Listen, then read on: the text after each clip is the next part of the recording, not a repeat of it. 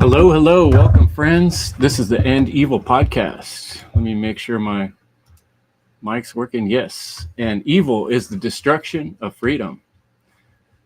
The End Evil podcast is dedicated to freedom, natural law, and helping friends come to see the truth. I'm gonna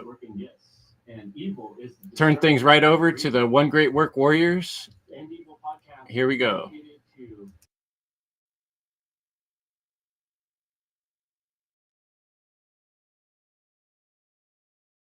I'm gonna turn things right over to the One Great Work Warriors. Here we go.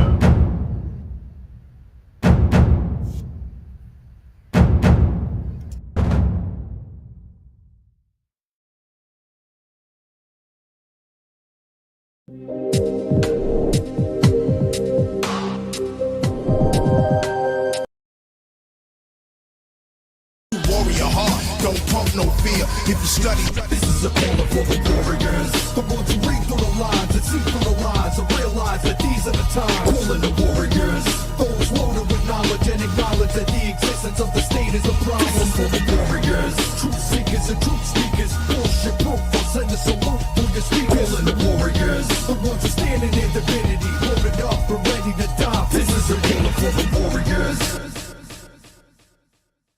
Hello, folks. Welcome to another fantastic One Great Work Warriors episode.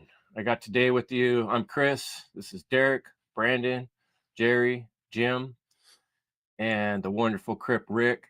And we are the One Great Work Warriors. I'm going to hand it right over to my man Jerry today, and he's going to introduce this month's topic.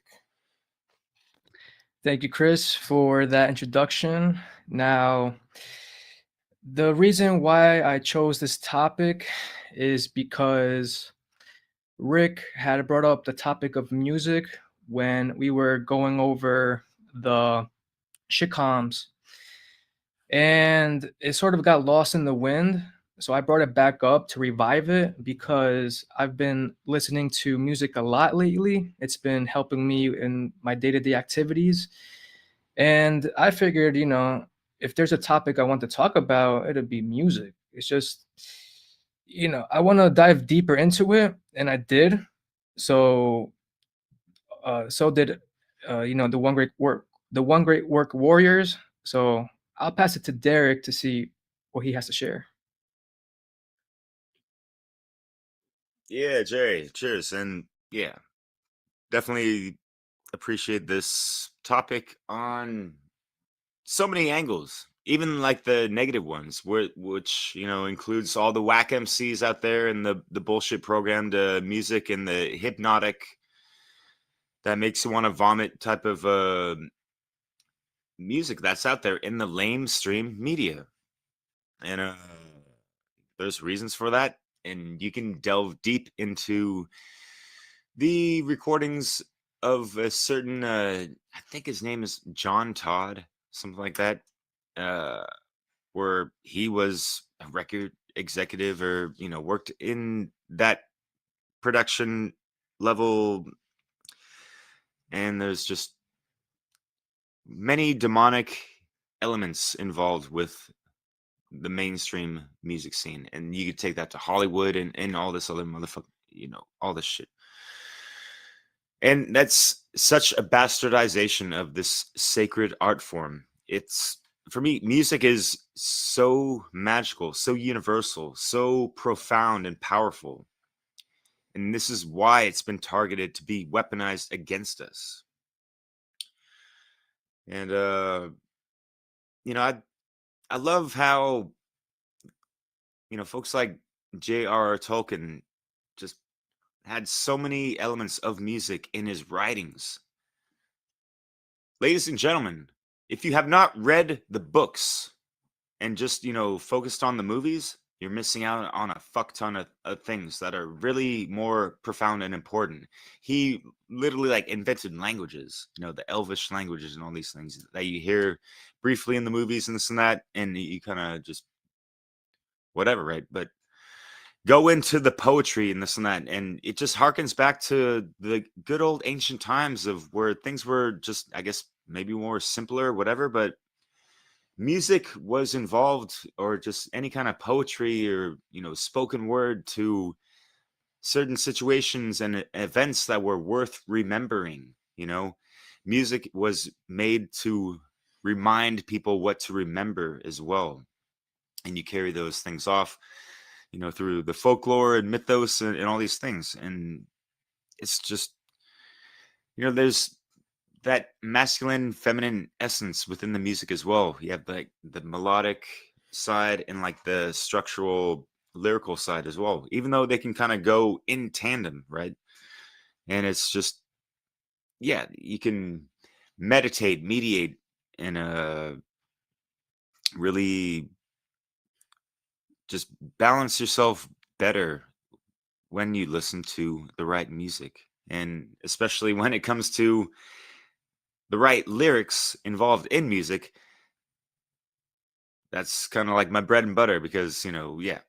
Oh, did I mention that I have my channel Awakening Mind, where I've been mixing conscious hip hop and other genres since 2012, whatever.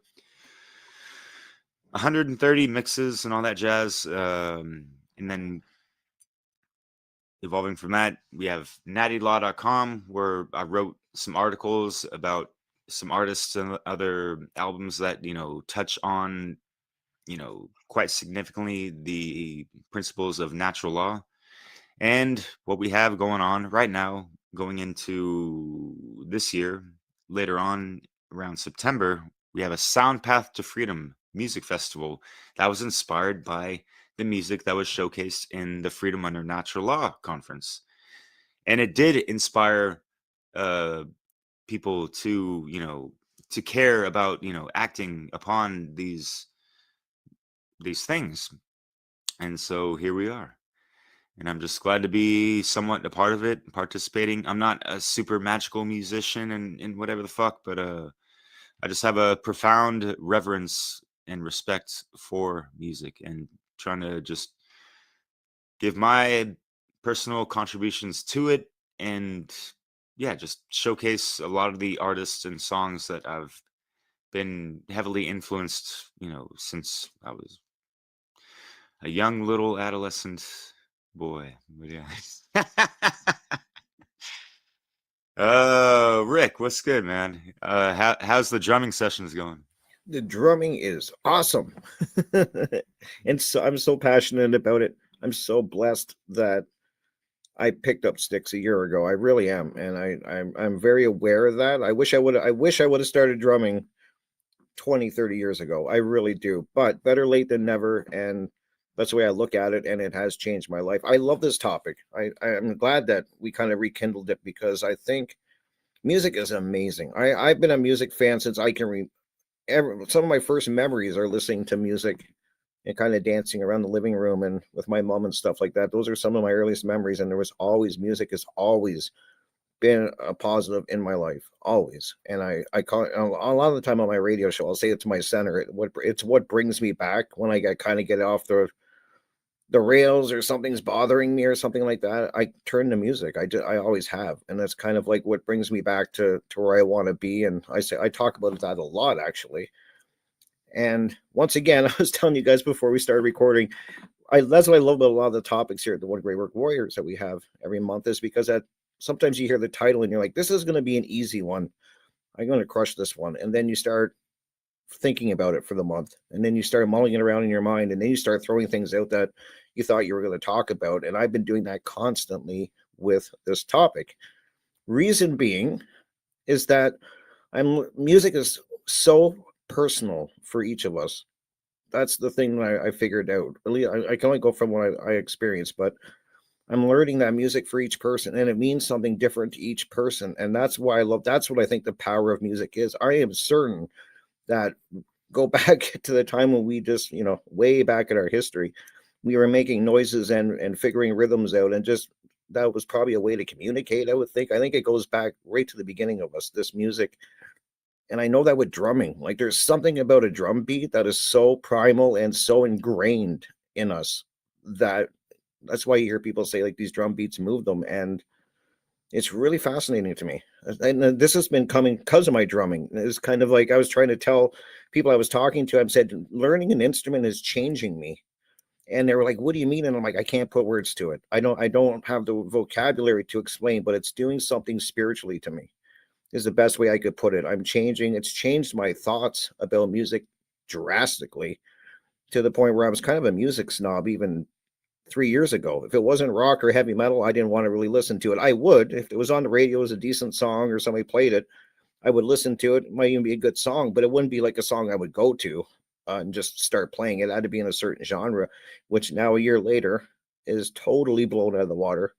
And I'm listening to things I would never thought I would listen to a year ago, and appreciating the musicianship in it and the work and the dedication that goes into making these amazing sounds. And I'm a fan now of so many different genres and very open to them, because I love music. And if you hear it different, I don't know.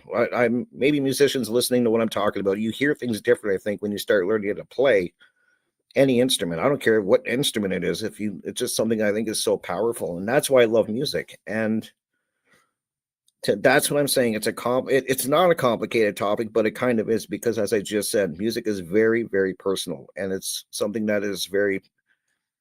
I just think of all the different type of music out there, and we use it for different reasons. That's another thing too. Like, it should be to inspire, I would hope, but I just think I can't think of too many things that can elicit a reaction as certain songs that have. We all have these songs that, as soon as you hear them, teleport you back to a certain time, a certain event, a feeling. That is so powerful to me. I know the power of it, because I truly believe it's ingrained in us at such a spiritual level and a deep level, and it's just really powerful. So yeah, I'm a huge fan of this. I love music. It's a huge part of my day every day.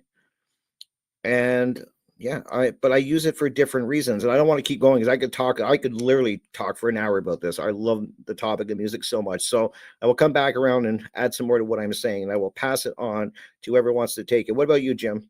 I know you like some metal. Let's hear what you got. Yeah. Thanks, Rick. Yeah, man. I like music, and I hear what you're saying about personal to everyone. And I didn't know, I don't want to get like too deep into all this, but yeah, music is just like everywhere we go, and it's just such a part of humanity, right? And you had talked about how, like, since the beginning of time or whatever, I just think about it's been with us since the beginning, because within music, there's like 12 notes, and we can all make them with our mouth, right? We could all sing, even if we didn't have language, we could still make these notes with our voice, right? And it's just pretty amazing, and there's so many different kinds of music. It's all just a different combination of those notes, right? And I used to think, you know, how different the world would be if there was another color, like a new color, right? And when it comes to music, it's the same thing, like how different the world would be if there was like a new note, it would change music so much, and art. But just a thought, because I feel like I've been through so much music, like I've discovered it all, that I've even like I've gotten like bored with some of the stuff that I used to love so much. But going back as a kid, when growing up, my sister was 4 years older than me, and she liked all like the 80s music and the pop music. And I didn't like that at all. But it was always like my mom and my sister were listening to that. And my dad would play like the 60s music, which I liked, but I feel like that was like his music. And that was always just like around. I liked most of that, but I just thought, oh, that's like that. And I was like, the 80s music, I was like, this is music? I hate music, you know? And it wasn't until like I got into my teenage years was when I discovered my music. Because then I just like I wasn't even like allowed to listen to like Led Zeppelin was like scary, right? Like, and it wasn't I didn't have like access to those. My parents are pretty strict about, like, we didn't have cable TV. I didn't have MTV. And like I didn't just like put on the radio and like listen to Led Zeppelin, or there was no access to these albums, or the kids who listened to like the metal bands, they were like scary to me. They were older, right? So, but then the first album that I ever got was Led Zeppelin 3, and that changed my life. Like the Immigrant Song was the first song, and that was and I just went down this whole like rabbit hole of music from there. Um, and then all so much more music. But I know like one thing that I did was with Led Zeppelin was I would look at the song titles and who wrote it. And like from their first album, there was like these other guys who wrote the songs, and Willie Dixon was one of the guys. And I was like, who's Willie Dixon? And this is like more like pre-internet stuff. And I don't even remember how I like figured. I worked at a record store when I was 18, 19, Sam Goody. So then that's how I was like, I discovered like more about blues music. And Willie Dixon was the guy. So I didn't know that the Led Zeppelin songs were blues music because they played it like heavy metal. Like that Led Zeppelin album was like considered one of the first heavy metal, like the birth of heavy metal, right? But so then I discovered blues music, and then like Robert Johnson was another one that Led Zeppelin and so many other bands like took that music, that 12 bar blues format, which so many people don't realize is the foundation of rock and roll. That 12 bars is just a cycle that repeats, and it's built off that, and it came from the blues. And so I was very interested in learning about all that. So yeah, it was a big part of my life, and all these like guitar bands. Like I got into the guitar, and I got a guitar, and me and my friends we would jam. Like we all always sucked, but we had so much fun just trying to make music. So that was a big part of my life, and still is. Like I got guitar laying around, and I'll just pick it up and mess around with it. Um, but yeah, that's kind of like, and like live music is a big one. So many people, I get it bothers me like that anyone who likes just pop music or listens to just like the regular radio stations. I guess they're just more like sheeple, and and they don't have like their own music. They don't think about it. It's just like I go to like a lot of pools, and like the customers play just like pop music all the time, and I'm just like thinking, I don't know, I don't know where I'm going with that, but just pop music is where you're getting into like more of that like mind control and that, and there's just so much I can go with this. I love music. There's I've explored it all. I personally couldn't get into rap, wasn't my thing. Um, Grateful Dead have always been in the background of my life, and they're like improvisational, like live music, jazz bands, because they never play the song the same way twice, and not many bands do that, and that's an incredible thing.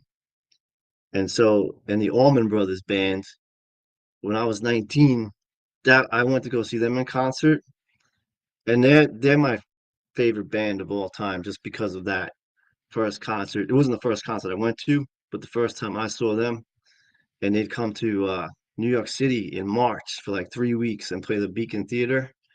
And so I would go to as many shows as I could.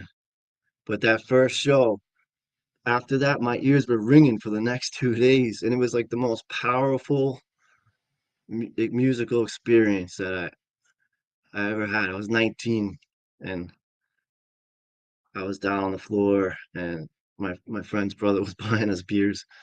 But it was just a great experience. And so anyway, another band. They played the songs more the same time and speed, but would the solos would be more improvisational, and the Grateful Dead was just all over the place with that. Jerry Garcia to me is one of the most always like go to like Jerry Garcia band even more than the Grateful Dead. Creedence Clearwater Revival, I love that band. I have every album by them, and I know every song that they ever did. The Band, which is a band in Canada where Rick's from. I love that band. Anyway, this is just I'm just revealing a lot of the music that's been part of my life. So, but I guess I'll pass it to I'll go next, Jim. Yeah, thanks, Jim, for sharing. It is, like Rick said, personal, right? Music. And I thought it was cool that you said in a couple different ways that you had these life-changing experiences, because, like our topic isn't just music, it's music power. And, I was thinking about something Rick said too, that music is spiritual. And, like the One Great Work Warriors, the reason we get together is we're centrally focused on natural law and freedom, right? And I asked myself, how does that have to do with music and the power of music? Well, it has everything to do with it in a world where people are largely mind controlled. Like you pointed out, there's, the top 10 hits that are always out that tends to be brainwashing commercialized music. And there's a lot of money in industry in keeping people at a certain wavelength and vibration. And if you can imagine doing tests on rats or mice or something, well, what would it be like if you put a loudspeaker in there and, put certain vibrations? Is that going to affect them? Yes. Look at war times over and over through history. You got guys out there playing trumpets on the battlefield or hitting drums because it helps the spirit and the emotion of the people fighting to have a song song affects us in a deep way is what I'm getting at. And generally that's because music tends to open doors of either thoughts about freedom, right, or love, right, which both those things are very much related to natural law. Like we have a lot of emotions around the experiences we're having as a human, both as individuals and then as a group. We're all tied in together like the tree of life. And so if we're all having negative experiences, we want to share that with each other. And singing or making music is a more powerful way of communication, almost like I've explained about symbols. Symbols speak more than just words. On my last episode with Douglas Martin, we were talking about that. Like a symbol has 1,000 words, a sigil has 1,000 symbols. Music has symbols for days, right? And talk about who mentioned I think Derek mentioned that male female aspect of music is one of those times when we find the strange balance, because the music and the sound puts us in a more right brain imaginative state, right? But then we can direct it with words. So it can be very dangerous to just listen to potentially hypnotic things. It's all based, it goes back to the heart, right? Like our heart beats boom, boom, boom. That's the basic deep beat.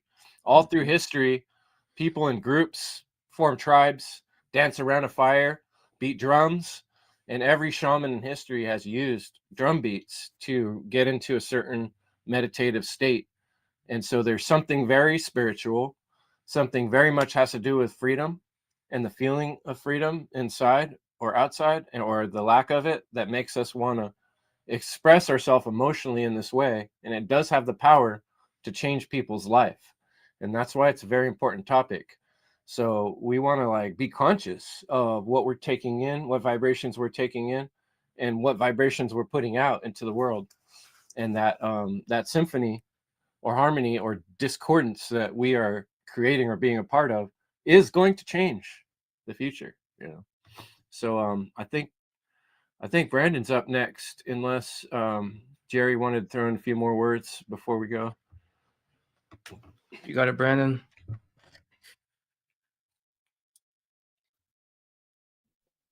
Man, y'all kind of covered a lot. Um, I don't think anyone can come out here and say they haven't been influenced by music, no matter, what the genre is. And I've always been fascinated by it. I have a different perspective now. When I hear, music, because I've always been a individual who would go and look up the lyrics. Like I was always interested in the lyrics. But as always, let's define what music is. A succession of organized sounds or the combination of sounds in harmony. Keyword harmony. This is going to be a theme here is harmony. An art form of organized pitch, rhythm, and sound. So that's what we are talking about, with the creation, the her relationship to things, because that's what music does is it connects, it brings you together, so when I hear music, I'm thinking of good times, of like the good memories, the good experiences, the opening up, the coming together, like the calming down, how they're relaxing, because it's the opening up, the connection that it is bringing toward you, you resonating with that vibration, so we're dealing with harmony, a harmonious pattern that we recognize, it's a cooperation. It's almost like an order.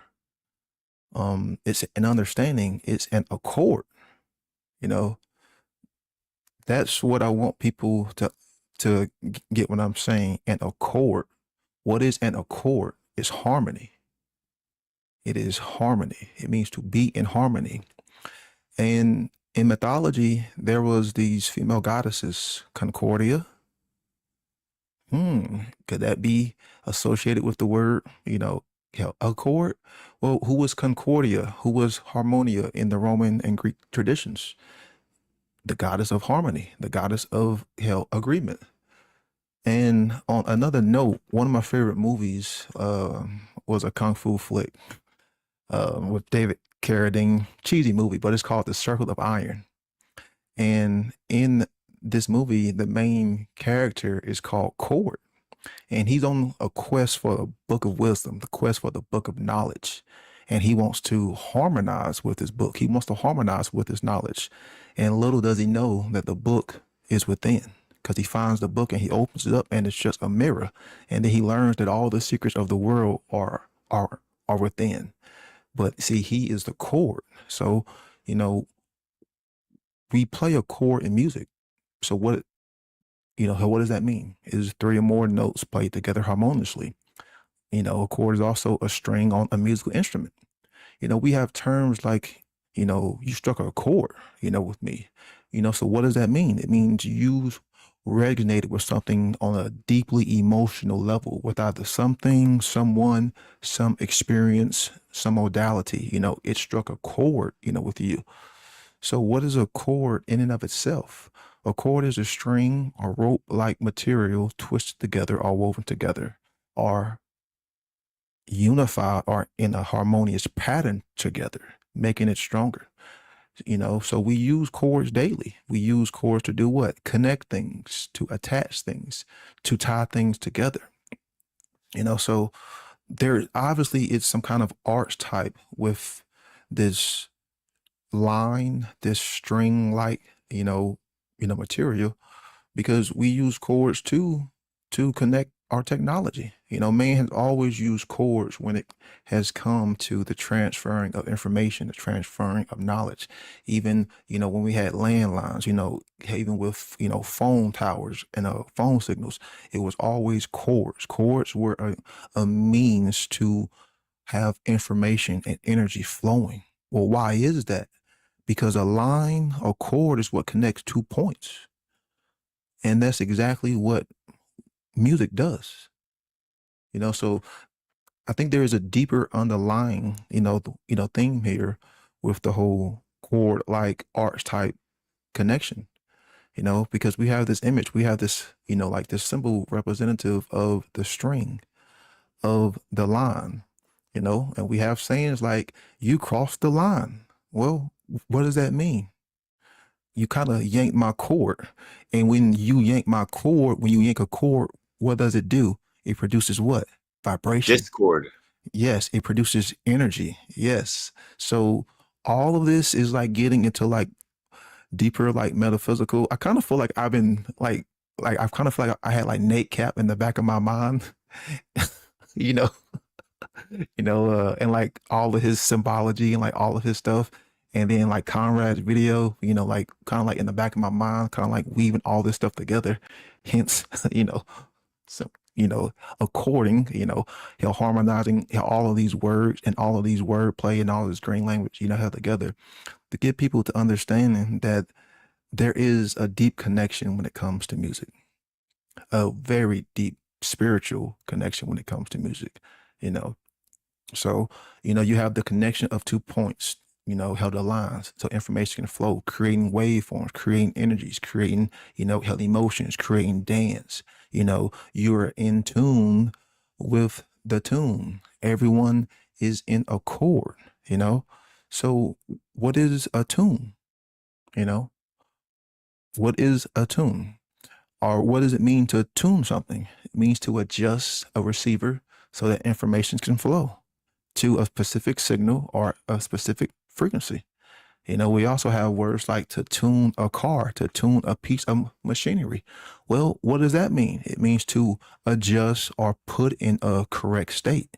So pretty much something is in disharmony, you correct it and putting it back into harmony. Then you also have the, like the tunes that they play on the radio, which they want you to harmonize with, but that's a perversion of the false harmony of, like the false light.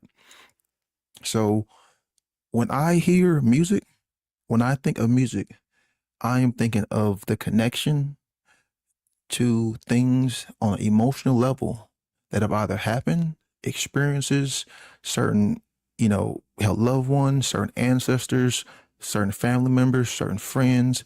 It can even be a certain struggle, a certain trauma, a certain addiction.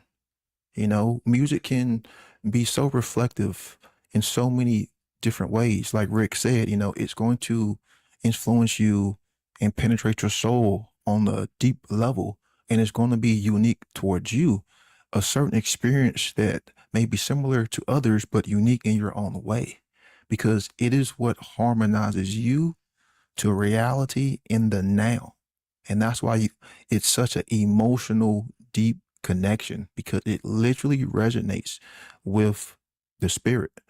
And I think that's why a lot of music now has kind of lost its touch, because, man has, become so disharmonized and, been in such, discord with the spiritual side, with nature, with truth, with, true creativity, because this art form was supposed to be about truly expression, and then you can take that expression and then connect your expression to that and can have a similar yet different, unique expression. But sadly, we seem to be losing that, because unfortunately, it seems that that cord has been cut, that disunity, that harmony isn't there anymore. And sadly, I think we all see it. But yeah, figured I'd throw in some green language. Figured Derek would kind of like it. I like it when you said on another note. Yeah, that fit perfect. Yeah, Jerry, what's good, brother? Yeah, that was great, Brandon. Thank you for sharing that green language, symbology, all stuff we need to hear. And I know Chris just had the symbology episode with Douglas Martin, which was fantastic. But just to get back into this topic of music, I think I have to share, as you said, Rick, that this topic, as with all the other topics that we've covered, it seems simple at first, and then you realize, oh yeah, there's more to it. I completely agree.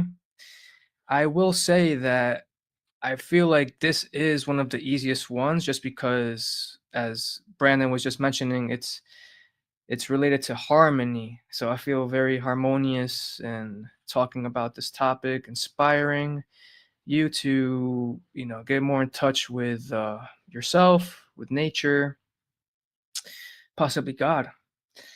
So here, I mean, inspired by Chris Jansen in our meetings, I'll touch on what are the dangers of this music, right? As we want to be conscious and whatnot. I know you already touched on the radio. Diesel Automatic has a song called On the Radio. Check that out. But it can be used to manipulate your emotions. And I, for one, have fell victim to this, or prey to, I shall say, which I can touch on in a little bit. Or I can just say it now. Screw it. I mean, I remember when I moved from Mexico to upstate New York for high school that I used to listen to a lot of metal. That was my jam. And I used to have a band, right? And we used to play. It was a lot of fun. And as I went to upstate New York, my older brother told me that the people listen to rap. So I remember when I first, when I was first hearing it, I couldn't really flow to it. I seemed out of harmony, but I thought, he's right. And so I put myself in a box per se, and I kind of left the metal world. And well, the more I listened to this rap, because thinking this is the right music, the more you could say I was, I guess, mind controlled. And the more I, started okaying violent behaviors, this and that. So I'll just leave it at that for now. But music can be used to trigger emotions in ways that bypass critical thinking, making people more susceptible to propaganda, consumerism, or ideological control. I do want to just mention that perhaps this is why, I mean, maybe at the supermarkets they have, I know you touched on this in the meeting, Jim, but at the supermarkets, how they have the music playing, it's all the radio stuff, oh yeah, buy more, whatever, kind of to make you buy more, I suppose. Let's see. Jingles, repetitive lyrics, or emotionally charged songs can reinforce unconscious beliefs or behaviors. I don't know. I just remember, something's bringing me back to, I don't know if it's Kendrick Lamar or someone, but how someone who's about to rob someone is just playing like violent music, right? So let's see. Music, the dangers, they can promote negative values. Much mainstream music glorifies violence, hypersexuality.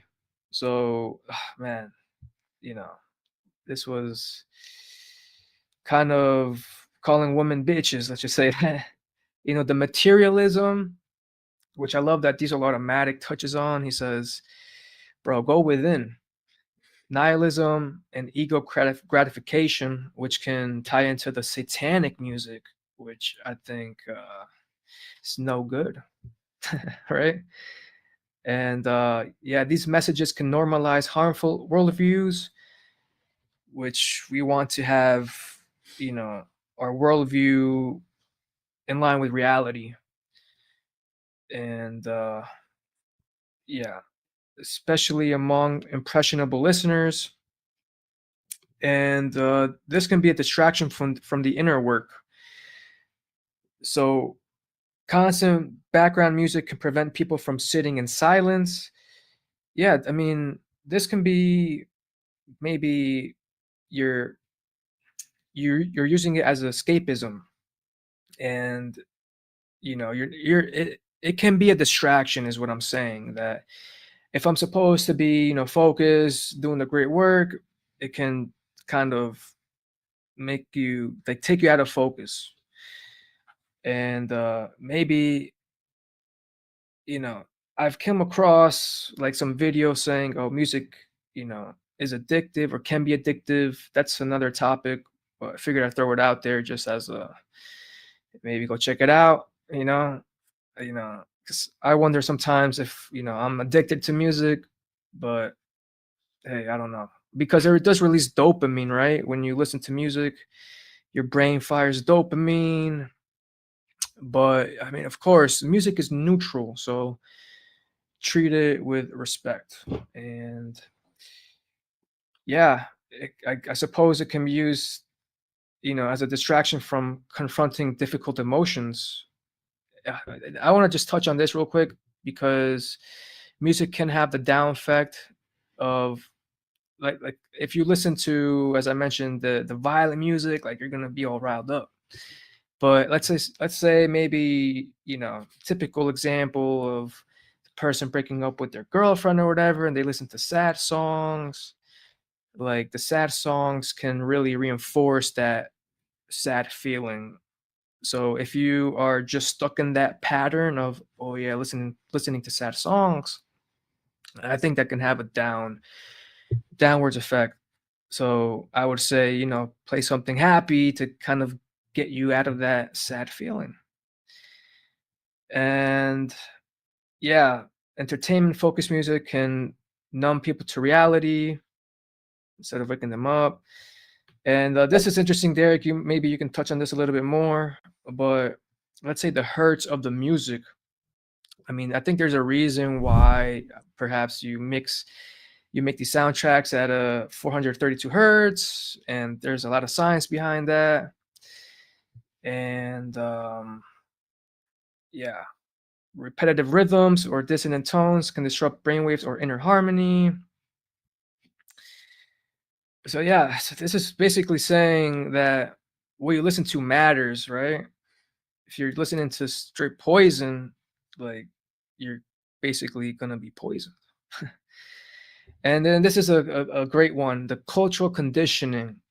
At least, I mean, the typical example of, oh, you have these people that listen to rap, and then you have these people that listen to metal, and these people that listen to pop. It's like these groups form, but I think it because we can relate to another with what type of music they listen to. But I don't know. I think maybe music is for everyone, right? It's not. I think we should dissolve the divide, right? Oh, and last thing before I pass it on, is of course the censorship that comes along with conscious musicians that they face. Maybe they put in a lot of hard work for their music to really not reach many people. So hopefully we can support them. And I'll pass it to you, Derek. Cheers, brother. Yeah, you brought up some great points that I could riff off of, and I'll get to the hurts because sometimes that shit actually does hurt on that subtle energetic level, right? The 440 to instead of 432. There's reasons for that. It's not just because of the Rockefellers, like they're not responsible for all these things. Like they had people that they controlled and all these things, and they might have even had higher uppers above them type of thing.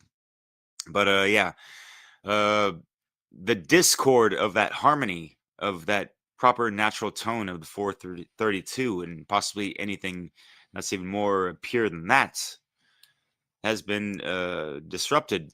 And the official standard of music being produced is at the 440 hertz and stuff, and just a little slight tweak of 8 hertz and flip the number sideways, and you have this negative fucking feedback loop being pumped on the boob tube and the radio stations all across the nations.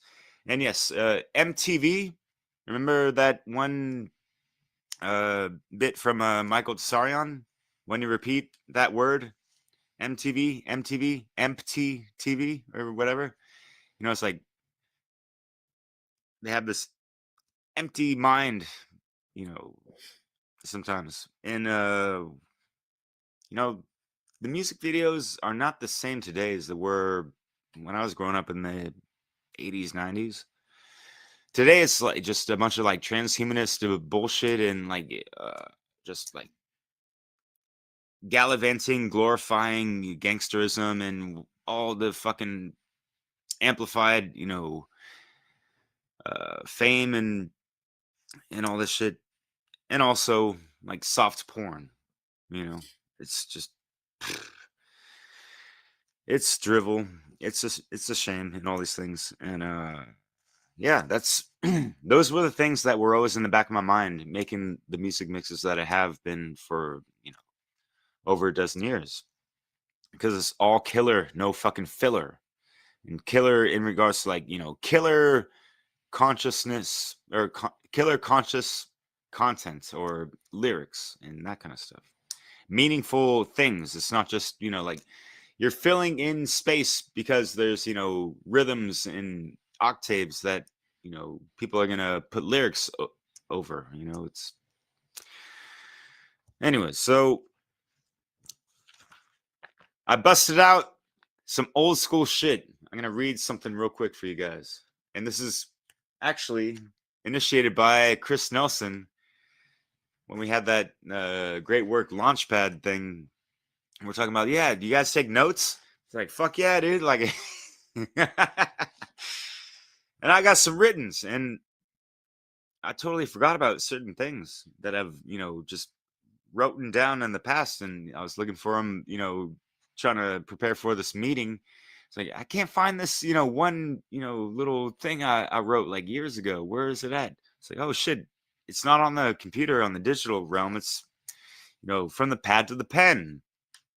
Aren't you glad, my friend? But I don't know about you, but as far as myself, I used to live my life according to hip-hop quotes to a degree.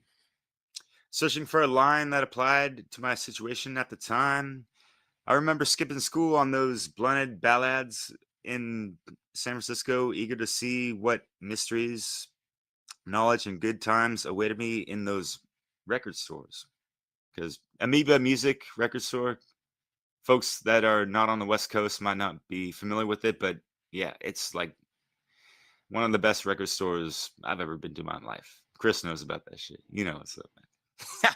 There's only 3 of them: Berkeley, San Francisco, and Los Angeles. Anyway, so sometimes there were artists outside of these stores or inside selling music.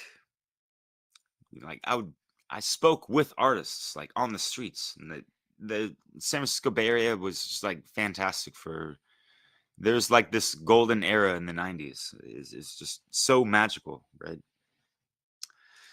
Yeah, slanging tapes the old-fashioned way, out your fucking trunk. Like 93 to Infinity. What's up? Say it again. You were saying the 90s, and I thought of 93 till Infinity. Sorry, I had to mention that. Fuck yeah, man. Yeah. Souls of Mischief. And yeah, Word to Hieroglyphics.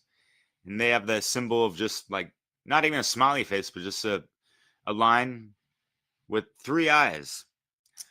So folks can kind of realize and get keyed into these more spiritual aspects, even if they might not always be talking about them. And that's fine sometimes. It's like, not every single hip hop artist needs to be like talking about like the spiritual principles every single fucking lyric at the same time, even though I more prefer that.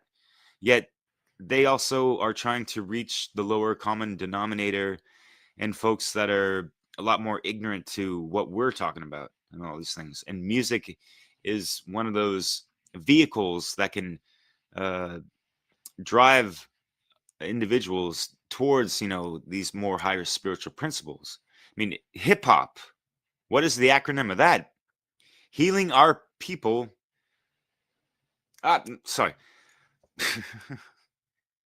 Holistic infinite power, healing our people. I might have anyways. Yeah, so I lost my track on this. It's too long anyways, but because man, I got so many other notes that I wrote from what you guys were talking about just like 5 minutes ago, and I'm gonna rifle through these so we can get Rick on right after. But yeah, I just gotta give Rick, Chris, and Brandon shouts out because we've had previous recordings, speaking about music, like Brandon, we had a really great chat. I really appreciated you years ago reaching out. We had Awakening Through Hip Hop, that kind of segment, and Rick with the, talking about the transhumanist stuff, and revolving around the mix that I made on that, and Chris just like riffing on the scritching and just like cruising around the bay and all these things we had to say, and just yeah, man, it's some of that good old wordplay, and yeah, so music is involved in so many aspects of life, right? And I think most human beings out there have a reverence for it to whatever degree, even if it might be on this more lamestream level, right? And that's not to say like, and it sucks to overgeneralize, right? There are, I mean, like you hear it on the radio, like the good old rock stations, 107.7 The Bone, right? Chris, you know that one? I don't know if that's AM or FM, but it might be nationwide. But anyways, but yeah, Jim, you mentioned like Creedence Clearwater Revival. I loved, like, I lived with a friend that really helped me get keyed into the Led Zeppelins and the CCRs and folks like that, and I really appreciated their music because I was just way more into hip hop than anything else. And growing up, it was more about the underground scene because there was just like countless amounts of artists, and I'll touch on that later. But music is a form of language in and of itself, and it depends on the instruments being played that conveys whatever, and you could just feel into that. And that's what I love about that magical aspect of it. Like, especially, I took a jazz class, just a jazz history class, if you will, in junior college, actually, Santa Rosa Junior College, Chris. uh, and it just blew my appreciation for jazz out of the waters. Yeah, and just my dad, who played the saxophone, that was one of the reasons why I took it as well.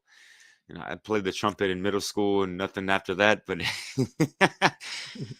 it's just the instrumentals and like the jam sessions, the improvisational aspects that some of these artists like just bring to the table and just groove off of that stuff. It doesn't matter if they're drunk or sober or on fucking heroin. Sometimes that shit is just blazingly magical, and people just need to take it for what it is. It's like these time capsules, if you will, these memories frozen in time through the harmony that they created at that time. And when people listen to those songs at certain times in their life, that could have a current reoccurring theme playing throughout their life. Like, you ever hear that one song, it's like, oh yeah, that takes me back to when I first heard that song when I was doing this, and you even remember the smells and the colors and the people around you and all this stuff. And it's like you have vivid memories around certain aspects of music that you don't with other things, right? So yeah, that's like just like part of the magic of it. And I just love that. And yeah, I love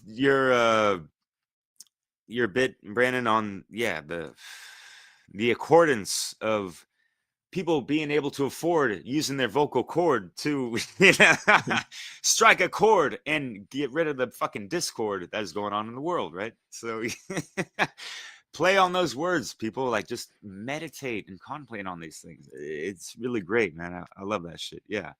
And I forget who mentioned, like Jim, I think you mentioned, the 12 notes that correspond also to the 12 signs of the zodiac, and also our 12-strand DNA templating that is obviously 10% active at this moment. It goes into the 10 human tribes, base 10, base 12 mathematics, and all these things. Like, so many things correlate in are integrated in the fabrics of creation.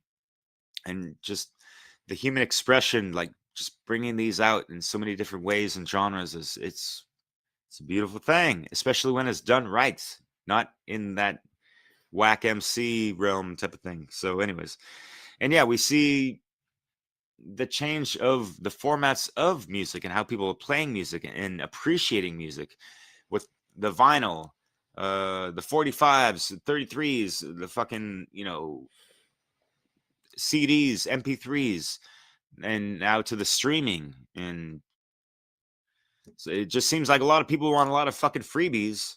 And I'm always scratching my head and just almost in tears thinking about, all these wonderful artists. Like how could they make a living off of these times, these days? There are clever ones that are, striving and doing more than surviving. But anyways, That's something I've wondered about, Derek. The money aspect of music is something I think that sours modern music, and especially the commercialized music that's out there. It's just, it does throw a negative spin on, these lists that repeat and that get in people's head, and I think that is one of the negative connotations of music, is that, if we're just listening to something repeating, that is the essence of hypnotism, is repetition when you're in the imaginative state. So, I just think that it is important to be conscious of what we're listening to. And I have to ask sometimes, is it really honorable the way that music has turned into an industry where it's really something that's natural? And I'm not saying someone shouldn't get paid to do some good music, like, in the right scenario, but I'm not sure that the way it's done in today's world is a good thing, that it's an industry in of itself, and all that's charged with money and greed. And that puts so much money in that industry that, of course, there's going to be people that out there trying to manipulate large groups of people, or, like Jerry said, split them into classifications using that power. So I think it's important that we find a way to keep it personal, and that is by being conscious of, you can create your own playlist. I'm sorry I just jumped in, Derek, but I want to make sure we get time for everybody. Yeah, And, you're all good, brother. Yeah. And I just wanted to say, for me in my life, I used to I remember when I got a double cassette player, and I used to record music playing, and then I would record me singing over it. I wanted to be part of it, and so then over the years I developed my own style of making up my own songs, which I called scritch music. And maybe I'll play one on one of these podcasts. I probably have in the past, but I just think finding a way to put your own creativity or consciousness, whether it's choosing the songs you listen to, or actually analyzing lyrics and purposefully noticing what they're saying, is huge. And so the reason I chose three bands I wanted to share with people: the Rudians is a band I discovered, a reggae band, and I really love their music. It touches my heart, and a lot of their words are really awesome too. And then the song that I play on the End Evil podcast is made by this band that they've broken up, but they did a couple albums called Beltane's Fire. And I've heard MC Lynx, the singer, speak. He was part of the Occupy Oakland movement and stuff, and was trying to be an anarchist. He was an anarchist. One of their albums was called Anarchitecture. And so I've always played that theme song, the Glasgow Reel, because they didn't copyright that music. So I don't have to pay someone to play it, but that guy also admitted that people didn't pay for his albums when he gave them the option. He made whole albums and people never paid. So he eventually had to find a way, like you said, to get creative about the music. So, well, those are the things I just mostly want to interject, that, find a way to put your own creative spin. And then the last thing, somebody mentioned Conrad Roguez's presentation from Funnel. And that really hit me, that he talked about nature's soundtrack. And I started thinking a lot when I go outdoors and when I go camping. I have a little radio I bring that has my playlist. I love it. It keeps me in a certain state of mind I like to be in. But I also like to turn it off and listen to nature's soundtrack, the birds and the crickets and the water, or whatever's going on out there. And I think that has a healing modality to our systems. It's original. It's it's granola. It's part of what we are, nature's soundtrack. And when we keep unplugged from that too long and too many walls and distractions, and we don't get those healing sounds of nature, our cells need it. They yearn for it. Everything is vibration. Think about the Hermetic principles. Vibration is reality. So, understanding sound and how it affects us, I think, is huge. But who hasn't talked yet? Let's make sure everybody gets some more time in. I'll build off what you said, Go ahead. Chris. Just because you brought up the soundtrack in nature, and I was just talking about that on radio this week, that it was so quiet in the winter when I go outside. Like, it's just, it's the quietness of winter. And then now when I go outside in any time of the evening, it's just this orchestra of nature. I love it. Like, you hear the frogs and the crickets and all the nighttime things going on, and it's this symphony of music. It's amazing, and I've always noticed it, but now I appreciate it. Once again, it's just something changed to me where I'm starting to appreciate things differently. And yeah, I'm just glad you kind of brought that up, and that you brought up cassettes, because I still have my cassette player, dual cassette, like you said. I still have an actual component stereo with high quality speakers. I still collect vinyl, and I tell people, if you want to listen to music the way it's meant to be listened to, you need to do it with vinyl. You need to do it through a quality stereo and speakers.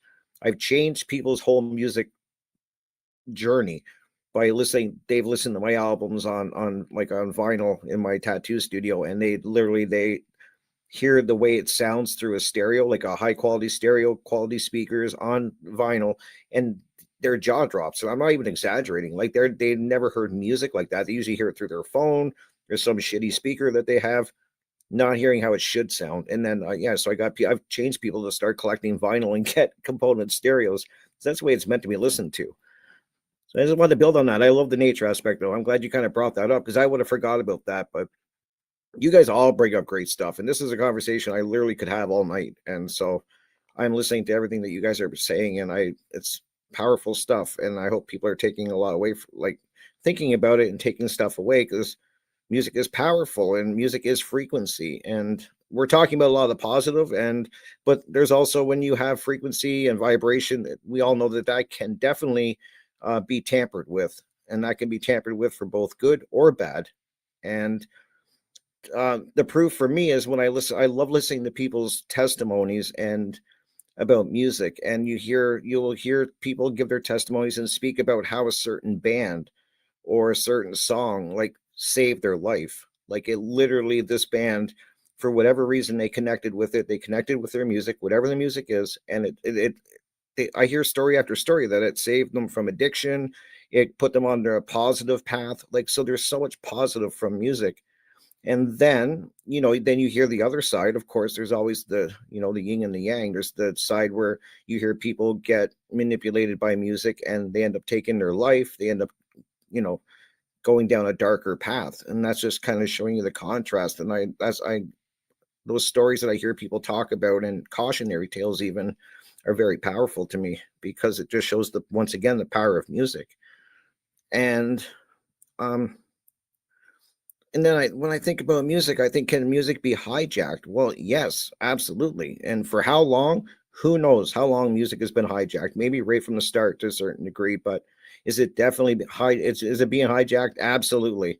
And I don't think anybody would really argue with that. And it's definitely being used as a weapon against people, and for a lot of negative reasons. And I see that with a lot of the occult symbolism. They're just so blatant with it now. Like, just go look at any of these halftime shows, and a lot of these big pop culture, these big pop culture, I guess, pop bands are just blatant with it now. So there's a lot of symbology that they're just throwing out in people's faces.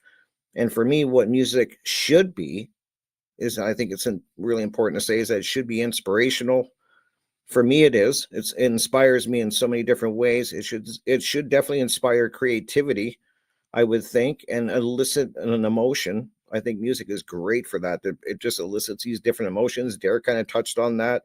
Jerry did. When you hear the sad song or a happy song, it will literally, you feel that so emotionally. And I think sometimes, listening to sad songs and that is a good thing. I think, that gets you through some hard times sometimes. You got to know when to use it, but I think feeling those emotions is a good thing in the long run. It's better than kind of burying them down. And music is a great way to kind of experience it. And then after you feel like crap listening to a sad song, it's got you all emotional, then you put a positive song on and go through another whole wave of emotion, I guess. But it's so powerful to me. And but it should, and I think you guys also brought up dance, which is a great thing about music. It inspires movement, and I'm glad that was brought up. And for me, I remember listening to the Doors and Jim Morrison from the Doors, and listening to his music, and inspired me to definitely start reading poetry, because he was a poet. Before a musician, he wanted to be a poet. That's what he wanted to do, and he kind of thought music would be a good gateway for that. And then people would find out about his poetry, and he could go more like the poet way. And it just didn't work out that way. But his music and Jim Morrison's music inspired me to start reading poetry, which I still do, and write poetry. So that's a really big positive thing to me. There's once again that creativity, and it it should be positive and not used as a tool of manipulation, is what I'm trying to say. And that it bothers me that it's being used that way. And just a funny example too is just think of how powerful music is. Like, think of a jingle or a song that gets stuck in your head and you can't get rid of it. It's just in there, and then you're humming it. You may not even like the song or the jingle or whatever, but it's in there. Like, and you're humming it. It takes forever to get it out of your head. That's really, I just always think that that's so powerful, especially when I'm aware that I'm doing it. I'm just like, what is going on? Like, how did he even get in there? But so, and just to wrap up, because I don't want to take any more time, the bands that I find inspiration from, so many different bands. I would be here for an hour listing them, but definitely some of the bands that I like because of their lyrics, and they just inspire me. So is definitely the name's Megadeth. That's the band, but don't let the name fool you. Since the 80s, I've been listening to them. They have been writing about real world stuff and spirituality and stuff in their music.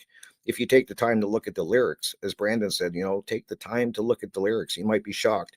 Another band that I've definitely been inspired by is Metallica. I think their music inspires me. That's the best I can give. And definitely Pink Floyd has been one of the ones. The two albums I would recommend for Pink Floyd is The Wall, of course, or the movie. You can check out the movie The Wall. And Animals is my favorite Pink Floyd album. And I'll just tell people that there's the songs on the album Animals by Pink Floyd is basically they break down humanity and people into different animals. So just for an example, are you a sheep? Are you a dog?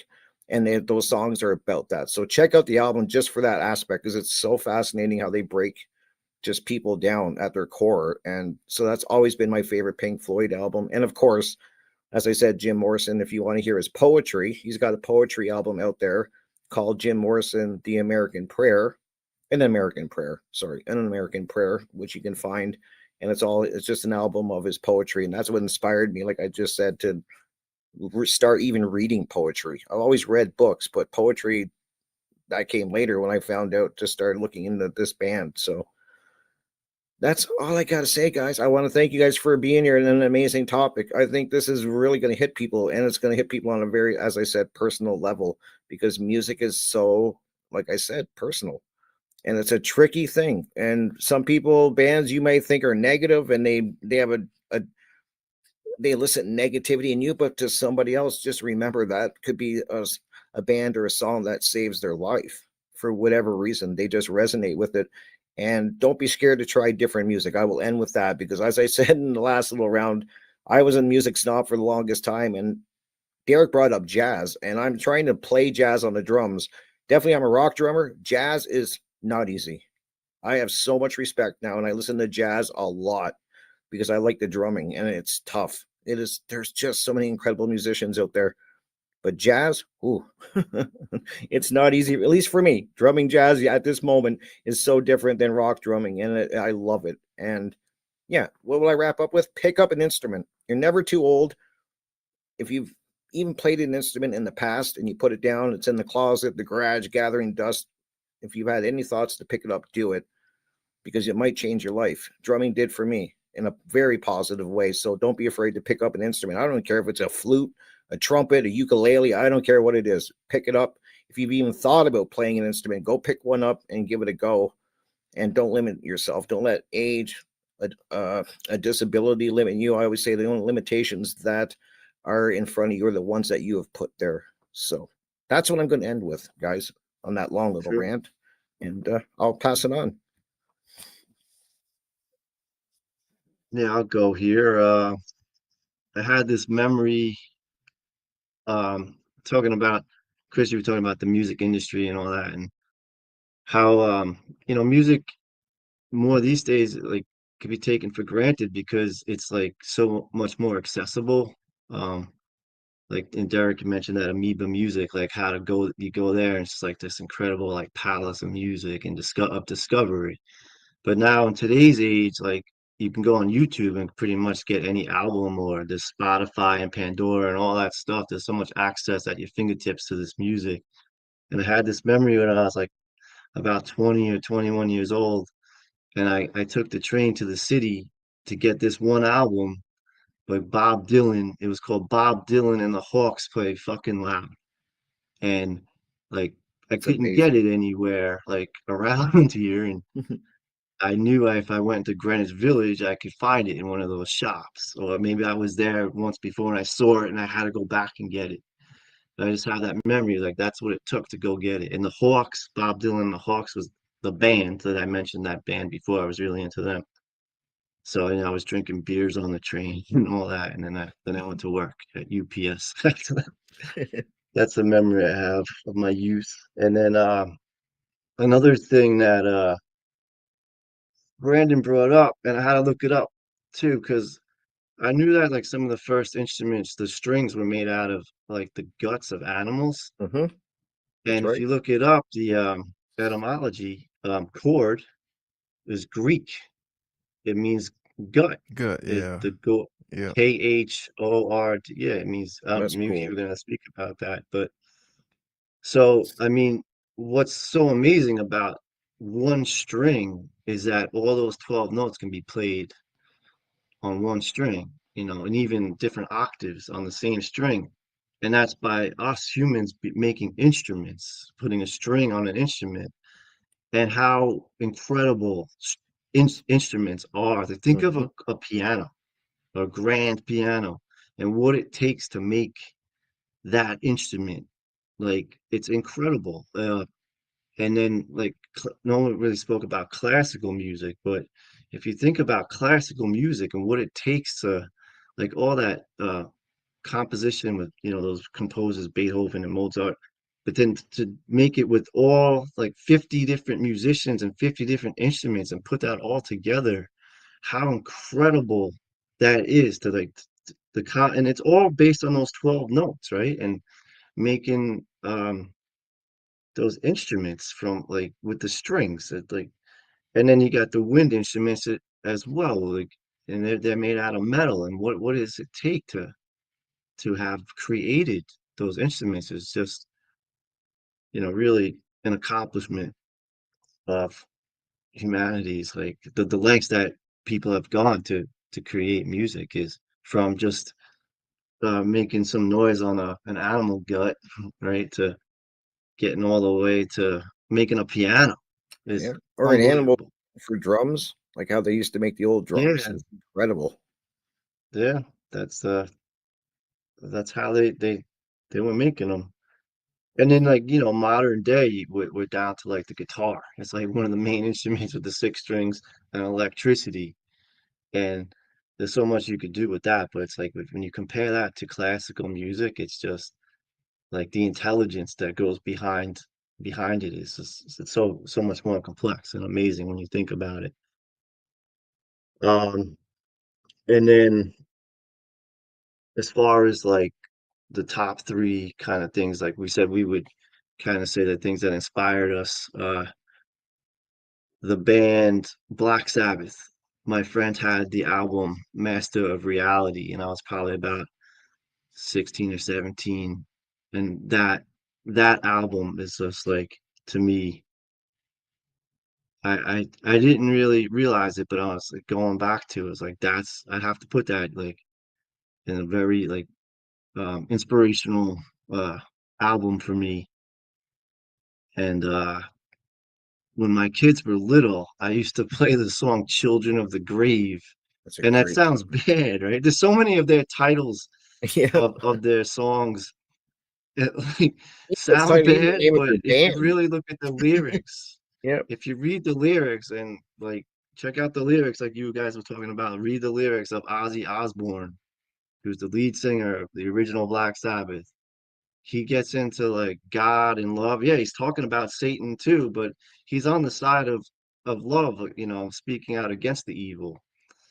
But that song "Children of the Grave" is such a like it like boom boom boom, boom, it just go the kids would just start running around the house like going nuts, and it was just a great memory. And I was like always drinking back in those days, but I would just blast it, and that was like that was one of the songs my kids loved, "Children of the Grave," and then like all like the other songs after Forever and Into the Void and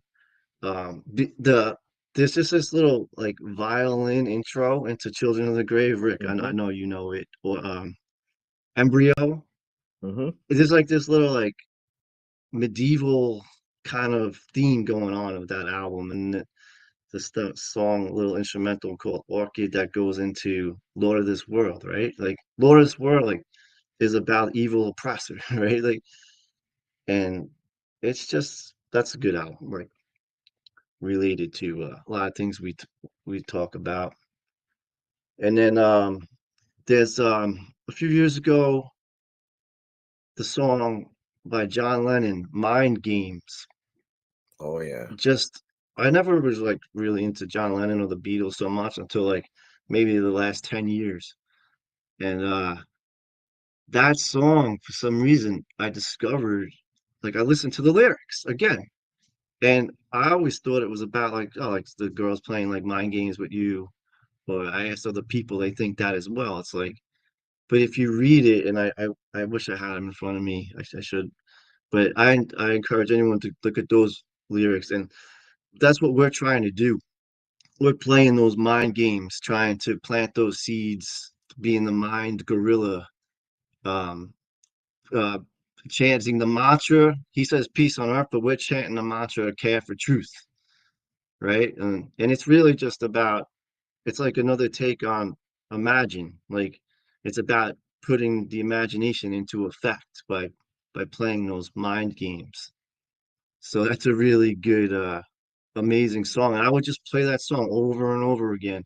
Like I remember like there was this one summer, it was probably 2019. And I would listen to it like every day I took a shower, I would just blast it. I was always playing it. So that song for some reason just popped in very influential recently.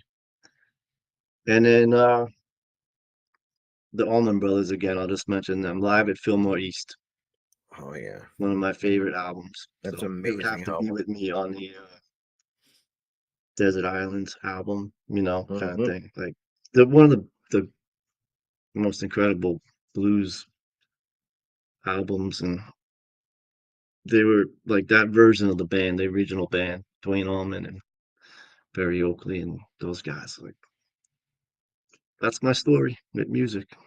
You're That's up, awesome. Brandon or Jerry? It's me. And the Allman Brothers are from where that guy Brandon lives. So that's a good segue Totally. to go to Brandon. Well, since we're about to wrap this up, hell, I'll keep it short and sweet.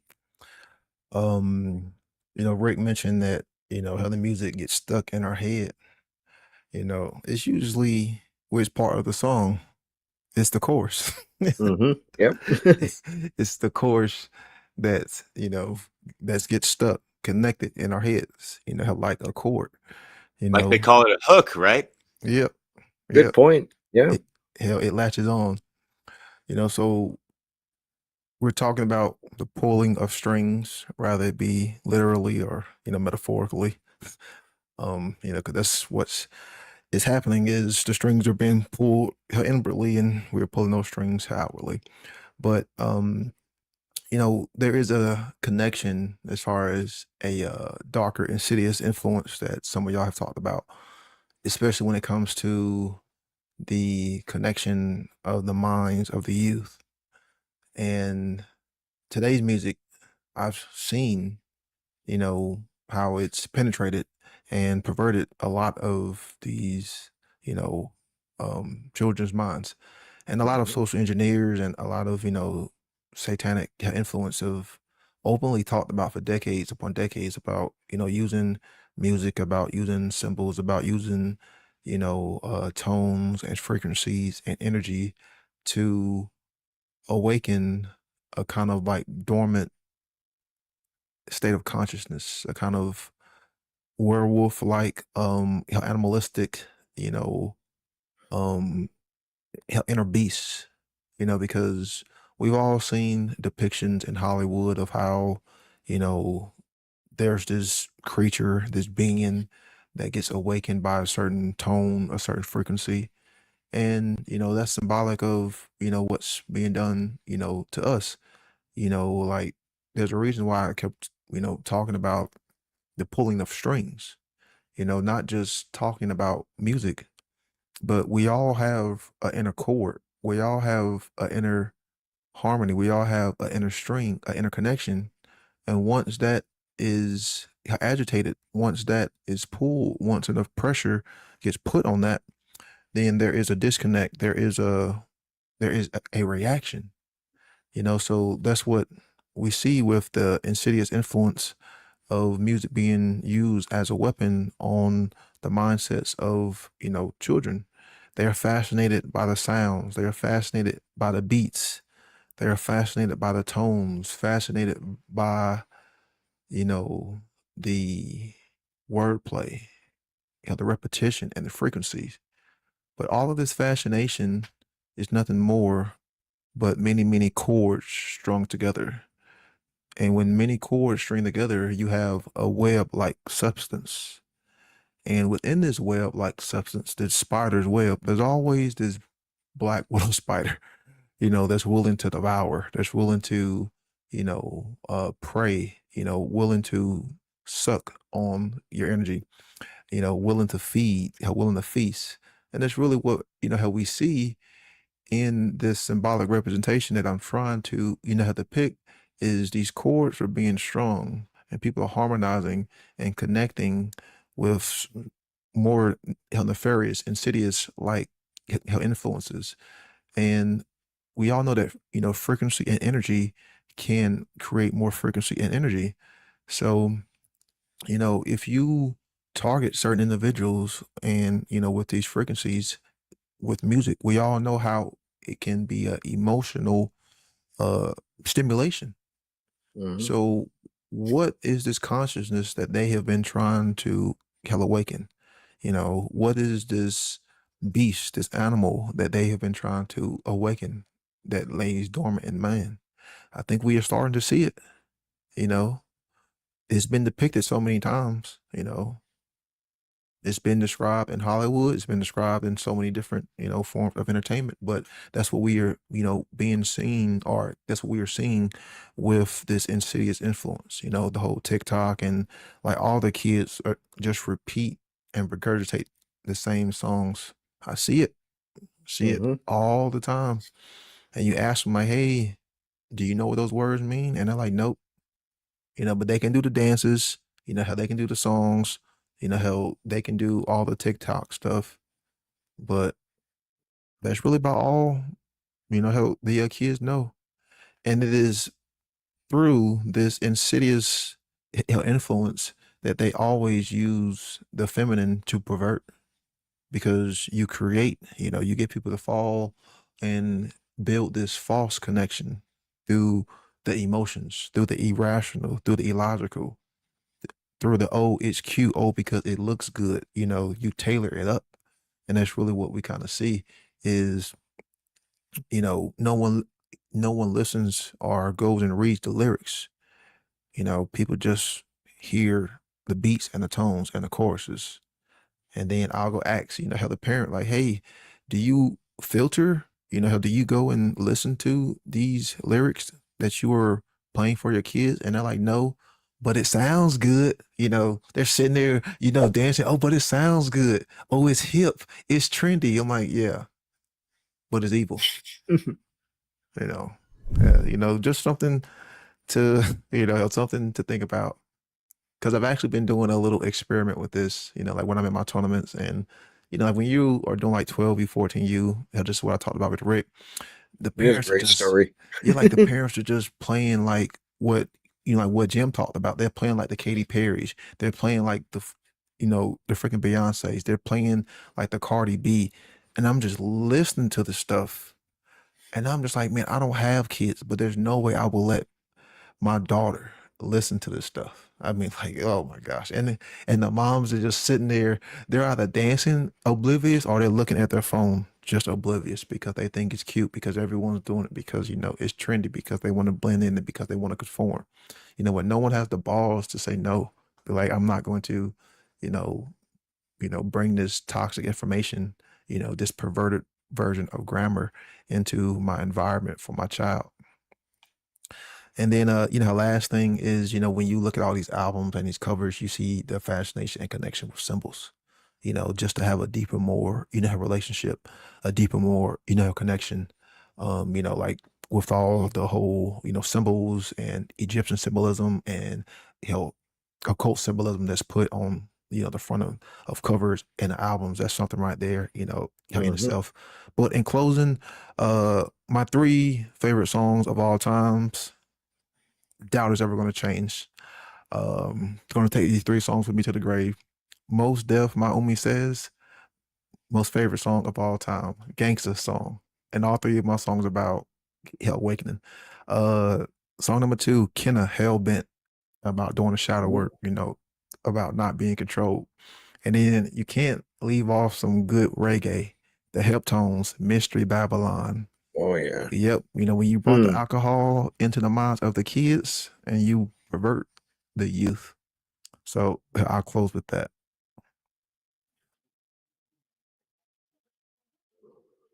Sweet. Thanks, Brandon. I just got one quick little thing I'd like to read at the end. Anybody else want to say a sentence or two you didn't get to say? Can I just add one quick thing, Chris? Mm-hmm. I just want to give some advice, because this is advice I wish somebody would have given me.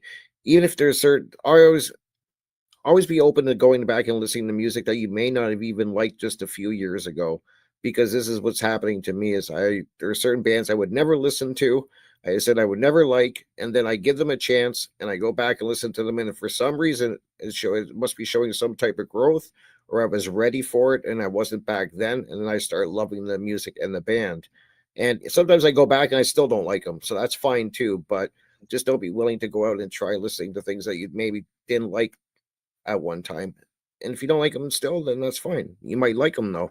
I just want to encourage people to do that, because that's been a big thing for me. I going back and listening to bands I didn't like a year ago, and now I'm like, wow, and like I really like them. So whatever that's worth, that's my recommendation. And trust me, I can go all the way from metal. Now another one that I would listen to if you like singing is a band called the Pentatonics, and they just do everything a cappella. And the one song that they do, Hallelujah, will bring me to tears every time I hear it, like every single time.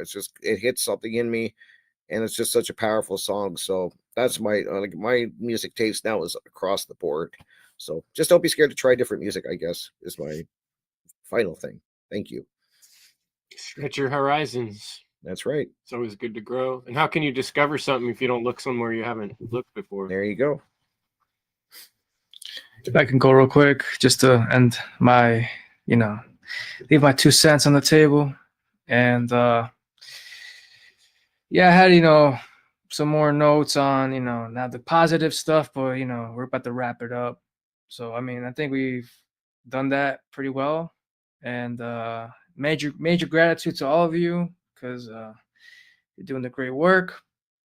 Now, as far as 3 songs or whatever to leave you guys with, I'm still kind of going through this in my head, but I'll just mention this one, because it did change my life, is a song called Awaking the Demon by Bullet for My Valentine. Oh, yeah. And why I mentioned this one is because this was my first introduction to metalcore, something that I listen to till this day.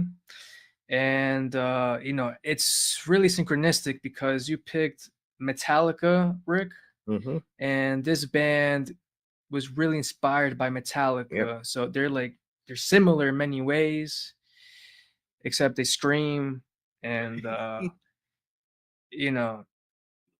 So I just say that one. I think it's like symbolic because it's almost like there's a demon that we have to use when our rights are being taken away.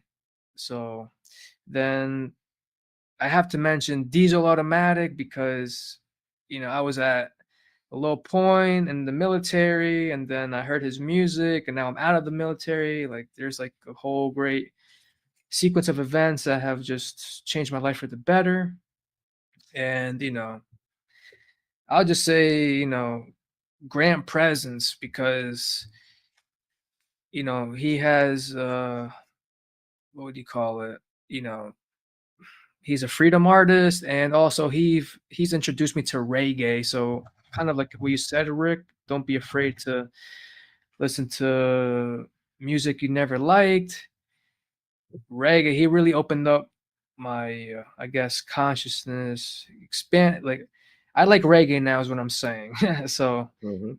I'll just pass it to, I don't know, whoever wants to talk. I think Yeah, Chris you, was Derek. Sure. I'll just say real quick that this is a great discussion, gentlemen. Y'all brought up some superb points. Much love. And I guess to wrap it up, rap. No, it's like the way you express yourself, man. Shit, hip hop is something you live, right? Um, yeah, I'm much more of a hip hop head than anything else. Shout out to Joe Murray, right? Oh Him, yeah, yeah. Kyle Zodiac, Diesel Automatic, and New Vision Project. Those are pretty much like the top MCs. I'll include BMAC Mastermind and maybe Killer Priest. As far as what I've heard at high conscious level music since like at least, let's just say 2018 type of stuff to the current time. But like my top three, I'm just gonna name collective of musicians because it was just something of a special time, this golden era in the Bay Area, and I've wept over this too many times, and I'm not going to do it right now. But the Gifted Gab of Black Alicious, rest in peace. One of the dopest wordsmiths to ever touch a fucking microphone. And their album Nia, Nia, it was just, it was mind blowing. Listening to this in the late 90s in high school, still young, dumb, full of cum, but having that type of proper conscious direction towards like, oh wow, these guys are talking about some serious shit. I want to listen to more and like keep listening to that shit. Uh, Along the Bay Area, there's Living Legends. It's a collective of 9 MCs. I'm not going to list them all, but their music was just, it's that low tech introspect, going off of like 4-track tapes, recording music in their fucking bathrooms, living rooms, wherever they fucking could, just to get the music out and the message out because they had so much drive and energy and knowledge to just bring forth through their talent and all this stuff. And the last group is Comedic Sons. Eclipse 427, King Concepts, Kirby Dominant, folks like that. Hypnotic the Native Son. That album was like just one of my favorite of all times, and it's just, it tails in so many life lessons. And when you listen to these young MCs, they're in high school themselves when they fucking started out, and they're humble about it. They're not on this like hubris mumble rap fucking bullshit. They're taking the humble path and expressing themselves and being vulnerable and letting the public know that like they fucked up, they've gone through some shit, and they went through some of these shadow working aspects and stuff like that, and they came out as a better person and leveled the fuck up. And that inspired me to do the same. And that's what we're trying to do with this segment, right, guys? So yeah. Sweet. you know, I mentioned Beltane's Fire because they're anarchist music, and I think the whole band said they were anarchist of anarchist nature. So, and I mentioned the Rudians, which I really like their music. I don't know if they're anarchist necessarily, but they have some pretty cool lyrics that really I like when their lyrics are in my head because they're positive. But I forgot to mention Natalie Rise. She's someone I've really discovered in the last year, and all her lyrics are incredible. And so before we go out here, I'm just going to read one little bit of her lyrics. She says, "Ever rising, said all we need to do is build some new systems. For the ones we're living under now, well, that's not really living. You overstand, we're singing because we love this world we live in. Never underestimate the powers of the people in it. Yeah, they be running like wildfire with pure intentions, seeking truth beyond this realm, deep into new dimensions. So when you think we're going to be waiting around for politicians, better come again. This natty dread don't vote in their elections. See, my eyes are open wide, and I keep shining. With the music by my side, I'm going to keep rising. And every step that we be taking, we chant down the system. I never reach for television, just tune, inner vision." So thought that'd That's be good. Natalie Rides. Rise, R-I-Z. Oh, all right, that. Thank you. Yeah, Rise. R-I-Z-E. And her name's spelled a little different, Nattali. ATT. Fantastic reggae. She's been around for a while, and all her songs are like that. It's just nothing but conscious, freedom, loving, fuck this system, wonderful music. So In reggae style. there's a lot Wow. out there, folks. You know, like Rick said, look around, find music that jives, that puts you in the mode you want to be in, and use it to Yeah, okay. produce Should power. be 500 artists. Yeah, throughout- check out Awaken Your Mind, and Derek's done a lot of good work to provide for people sure. with quality, and even infusing in little Mark Passio quotes or Brandon Spencer quotes, or so. All right, great episode, guys. There's a lot to be said about music, and I know the people listening, their gears are turning too. So let's keep this beat going and pound the drums for freedom. Much love, y'all. We'll be back in a month. Take care, guys.